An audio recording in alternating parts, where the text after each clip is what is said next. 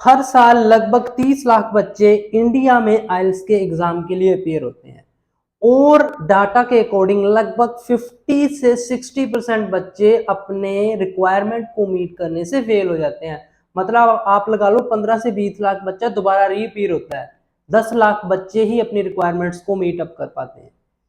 इतनी बड़ी काउंटिंग में बच्चों को रीअपीयर होना पड़ रहा है, मतलब कहीं ना कहीं कोई तो दिक्कत है। दिक्कत चाहे आप लगा लो टीचर में, दिक्कत आप लगा लो इंस्टीट्यूट में, दिक्कत चाहे आप लगा लो बच्चे में हो, मतलब कोई ना कोई कहीं ना कहीं दिक्कत है।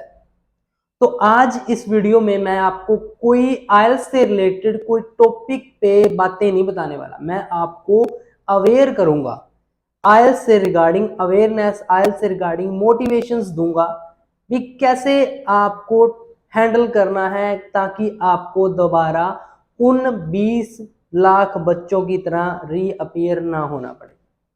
सबसे पहली बात आप अपने माइंड में ये चीज डाल लो, आजकल क्या चल रहा है, आजकल इंस्टीट्यूट्स में स्टडी से ज्यादा बिजनेस चल रहा है। ठीक है, चाहे मैं एक आइल्स इंस्टीट्यूट रन करता हूं लेकिन फिर भी मैं ये बात एग्री करता हूं इस बात से भी बिजनेस चल रहा है। हाँ, कहीं ना कहीं वो चीज सही होती है लेकिन एक लिमिट तक।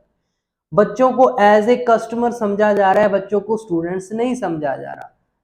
ट्राई करते हैं भी ज्यादा से ज्यादा टाइम लगाएं और ऊपर से टीचर्स ऐसे रखे जाते हैं इंस्टीट्यूट्स में जो लाइक वहीं से ही आइल्स करते हैं, उनके 6.5 आ जाते हैं और वो आइल्स करवाने लग जाते हैं, जिनको कोई बेसिक कंसेप्ट नहीं पता, जिनका कोई एक्सपीरियंस नहीं है, जो जस्ट लाइक सीट्स को बांटने के लिए, उनसे इकट्ठा करने के लिए, आंसर्स बताने के लिए और पकड़ाने के लिए बस। और ऐसे ही चलता जा रहा है मैक्सिमम इंस्टीट्यूट में। बहुत कम इंस्टीट्यूट्स हैं लाइक जहां पे खुद उसका जो ओनर है वो खुद टीच करवाता है। मैं खुद टीच करवाता हूं, मैं खुद यहाँ का ओनर हूं। तो कहीं ना कहीं ये चीज एक स्टूडेंट्स के लिए सही इसलिए रहती है क्योंकि ओनर को होता है भी हाँ कि मेरे बच्चे बैंड्स लेकर आए। आगे जब टीचर्स बीच में कई ऐसे आ जाते हैं उनको बच्चों के साथ लेना देना नहीं होता। उस वो कई टीचर, मेरे साथ भी ऐसा एक्सपीरियंस हुआ है, टीचर्स इतने अच्छे से ध्यान नहीं देते तो उसका इम्पैक्ट सीधा सीधा बच्चों में पड़ता है। एक चीज तो ये है। अब दूसरी चीजें ये है, अभी देखो बच्चों को खुद को भी अपनी चीजों को एनालाइज करना पड़ेगा। अब अगर बच्चे खुद ही ना ध्यान देंगे तो उस चीज का आप लाइक उसका जो ब्लेम है वो टीचर को, इंस्टीट्यूट को नहीं दे सकते। देखो एक अच्छा रिजल्ट कब निकलता है, एक अच्छा रिजल्ट तभी निकलता है जब एक बच्चे की और टीचर की दोनों की कोलैबोरेशन होगी। मान लीजिए एक टीचर बहुत अच्छा पढ़ाता है, बच्चा ही ना पढ़े, रिजल्ट नहीं निकलेगा। एक बच्चा पढ़ना चाहता है लेकिन टीचर को नॉलेज ही नहीं है, टीचर को एक्सपीरियंस ही नहीं है, उसको पता ही नहीं है खुद को कुछ, तो भी रिजल्ट ही निकलेगा। जब दोनों की कोलैबोरेशन होती है, दोनों साथ मिलकर जोर लगाते हैं, फिर आते हैं 7-7 8-8 बैंड। तो ऐसी कोलैबोरेशन चाहिए। इसलिए मैं हमेशा बोलता हूं भी इंफ्रास्ट्रक्चर को देखकर, बहुत ज्यादा भीड़ को देखकर कभी भी इंस्टीट्यूट को ज्वाइन नहीं करना। अगर आपको ज्वाइन करना है तो वहां पर स्टाफ को देखिए, टीचर्स को देखिए, टीचर्स का एक्सपीरियंस देखिए, फिर उसको आप ज्वाइन करें। मेरे साथ ऐसा हुआ, मैंने इंस्टीट्यूट्स में एक अटेम्प्ट किया, नहीं बैंड आए, 2 अटेम्प्ट किया, नहीं आए, घर बैठ गया, खुद तैयारी की, बैंड्स आए। और उस चीज का मुझे इतना फायदा हुआ कि मैं अपना खुद का इंस्टीट्यूट रन करने में कामयाबी तब हो पाया जब मैं खुद बैठकर अपने आप खुद स्टडी की। अगर मेरे पहले अटेम्प्ट में बैंड आ जाते, मेरी रिक्वायरमेंट पूरी हो जाती, तो मैं कभी टीचर ही नहीं बन पाता। तो इसका मतलब ये हुआ, मतलब मैक्सिमम चीज बच्चे के खुद पर भी डिपेंड है। टीचर का रोल क्या होता है, टीचर का रोल होता है बच्चे को मिसगाइड मत करना, बच्चे को बताना भी हाँ बच्चे ये आपका सही तरीका है, आप यहाँ से करें, यहाँ से करें, ये आईडीपी कहता है, आपको ये चीजें देखनी चाहिए, आपको ये चीजें पढ़नी चाहिए। ना कि टीचर का रोल होता है ये लो बच्चे टेम्पलेट्स लो, ना कि टीचर का रोल होता है ये लो बच्चे रीडिंग कर लो, जितने होते हैं ठीक है, बाकी हम समझा देंगे। नहीं, ऐसा नहीं होता। टीचर को उसको प्रॉपर गाइड करना चाहिए। मेरे साथ भी ऐसा हुआ। अब मैं आप लोगों को फिर कहता हूं भी आपने अगर आइल्स को क्लियर करना है ना तो एक ही प्लेटफॉर्म है आपका, आईडीपी की वेबसाइट। हर एक सिंगल डाउट आपका उस पर क्लियर होगा, हर एक सिंगल बच्चा आइल्स कर सकता है, हर एक सिंगल बच्चा 7+ बैंड तक जा सकता है, लेकिन उसको सही रास्ते पे लाना पड़ेगा। ठीक है, तो मैं हर एक वीडियो में ऐसे ही हमेशा चीख चीख पर बोलता हूँ, आईडीपी रेकमेंड करता है, आईडीपी की वेबसाइट जाकर देखो, सब कुछ मिल जाएगा। सबसे पहले यही तो हुआ था मेरे साथ, मेरे राइटिंग्स में बैंड नहीं आए, दोनों बार 5.5 रहे। क्यों? क्योंकि मैं टेम्पलेट्स यूज कर रहा था और टेम्पलेट्स आईडीपी ने बैन कर रखे हैं।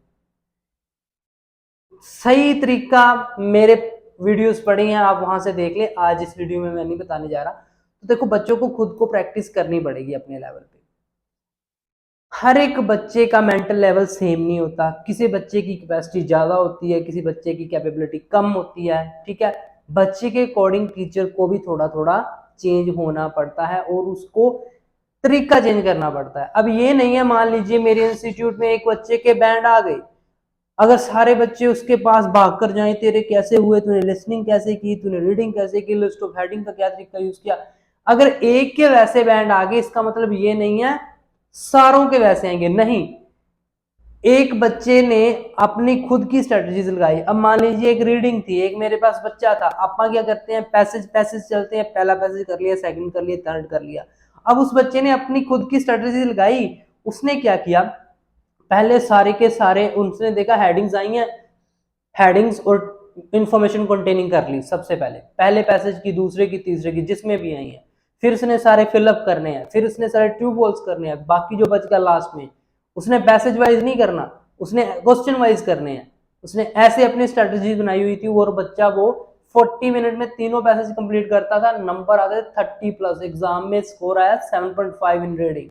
मतलब उसने खुद की अपनी एक स्ट्रेटजी ढूंढ ली भी, मैं कंफर्टेबल कैसे हूं, मेरी एक्यूरेसी कैसे आ रही है। तो आपको भी अपना लेवल खुद समझना है, अगर टीचर नहीं कर पा रहे, आपको अपना लेवल खुद समझना है। अपना फ्री टाइम के टाइम आपको अपनी उस पावर को देखना है, भी मेरी एक्यूरेसी कैसे आ रही है, ऐसे नहीं आ रही, एक सेम तरीके से आप कर रहे हो, आपका स्कोर नहीं इंक्रीज हो रहा, मतलब कहीं दिक्कत है, आपको स्ट्रेटेजीज चेंज करनी पड़ेगी। दूसरी बात, आइल्स का जो एग्जाम है वो नॉलेज का एग्जाम नहीं है, आपकी नॉलेज किसी ने नहीं चेक करनी आइल्स के एग्जाम में, आपकी स्किल्स चेक करनी है। अगर राइटिंग है तो आप कैसा लिख पाते हो, कोई यहाँ पे नॉलेज नहीं चेक करने आ रहा। अभी टॉपिक आपको मिला है इन्वायरमेंटल पोल्यूशन का, आप उसमें पूरी तरह डीप चले जाओ, नहीं, पॉइंट सबके सेम होंगे, लेकिन क्या है, आपने लिखा कैसा है, आपने उसका कनेक्शन टॉपिक के साथ कैसे किया, रेलेवेंसी कितनी है आपकी। तो नॉलेज का टेस्ट नहीं है, स्किल्स का टेस्ट है, स्पीकिंग का टेस्ट है। तो आपको बोलना आना चाहिए, चाहे झूठ ही बोलो, उनको मैटर नहीं करता, स्किल्स आनी चाहिए। कॉन्फिडेंस में रहो। देखो, अगर एक बार स्कोर आया कोई दिक्कत नहीं है, दोबारा रिपेयर हो जाओ, 2 बार 3 बार। मेरा एक स्टूडेंट मेरे पास आया, एक स्टूडेंट मेरे पास आया, उसने, आप मानोगे नहीं, 13 बार एग्जाम दे रखा था, 14वीं बार आके निकल गया। तो उस बच्चे का भी कोई हौसला ही है, पता नहीं इतने लाखों पैसे उसने पेपर पे खराब कर दिए, और अगर वो 14वीं बार पेपर ना देता तो निकलता ही ना। तो बच्चे ऐसे ऐसे भी पढ़े हैं भी, जिन्होंने कहा है भी हाँ भी हम करेंगे, तो वो कर लेते हैं। तो ऐसे कॉन्फिडेंस रखो। हर बार जब आप आइल्स के लिए इंस्टीट्यूट जाते हैं, क्वेश्चंस को पूछना सीखो। अब टीचर्स का क्या रोल है, टीचर का रोल है बच्चे को बताए, बच्चे पूछते ही नहीं है, बच्चे पूछते नहीं है, ये आपका है कि मैम अगर इसका ट्रू आया है तो इस मैंने फॉल्स लगाया है, तो इसका फॉल्स क्यों नहीं है, मुझे ऐसे लगा ऐसे है। तो उसको पूछो ना भी, जो अगर आपको फॉल्स लगा तो फॉल्स क्यों लगा आपका, उसका ट्रू क्यों है। आपको ये चीजें पूछनी चाहिए, जब तक आप पूछोगे नहीं आपको कोई नहीं बताएगा, आपको पूछना पड़ेगा अगर आपको इम्प्रूव करना है। इन चीजों का ध्यान आप अपने माइंड में फिट कर लें। हमेशा आपके जो स्कोर देने वाले चीजें हैं उनके ऊपर ज्यादा फोकस किया करें, जिनके ऊपर आपकी पकड़ थोड़ी सी कम है उनको साथ में लेकर चलें, लेकिन ज्यादा जोर उन पे दें जो आप, जिसमें एक्यूरेसी आपकी सबसे ज्यादा है। एक प्रॉपर प्लान बनाएं, लिसनिंग के बेसिक कंसेप्ट्स देखें, रीडिंग के बेसिक कंसेप्ट देखें, राइटिंग के, स्पीकिंग के। जब तक आपको बेसिक कंसेप्ट्स क्लियर नहीं है चीजों के, आप नहीं कामयाब हो सकते, आप बिजनेस बन के रह जाओगे। बहुत यहाँ पे मेरे आस पड़ोस में इंस्टीट्यूट्स हैं, ठीक है, मैं दावे के साथ कहता हूँ मैंने इतना अच्छा इंफ्रास्ट्रक्चर नहीं है मेरा उनके जैसा, मेरा इतना अच्छा इंफ्रास्ट्रक्चर या मेरे पास उतने बजट के इंस्टीट्यूट या बड़े बड़े लाइक दिखाने वाली चीजें नहीं है, लेकिन मेरे पास एक चीज है, मेरे पास है ट्रू नॉलेज। मैं मिसगाइड नहीं करूंगा बच्चे को, मैं उसको बताऊंगा भी आईडीपी क्या बोलती है, मैं उसको टेम्पलेट्स यूज करने से रोकूंगा, मैं उसको देखो आइल्स का मतलब ये नहीं है अभी एग्जाम क्लियर हो गया बस। देखो आइल्स आपके सारी लाइफ काम आनी है बच्चे, ये वाले जो 3-4 मंथ जितने भी आप लगाते हो, सिर्फ ये नहीं है अभी पेपर में जो लिखा है वो नहीं, सारी लाइफ काम आनी है आपकी।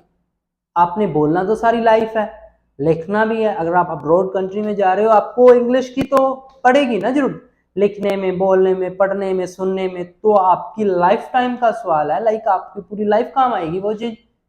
तो सीरियस होके पढ़ा करें, टीचर्स पे ध्यान रखें, टीचर से क्वेश्चंस पूछें, बेसिक कंसेप्ट समझाएं। टीचर को बोलो मुझे लाइक रट्टाफिकेशन नहीं, मुझे स्ट्रेटजी बताओ इसके पीछे क्या लगी है।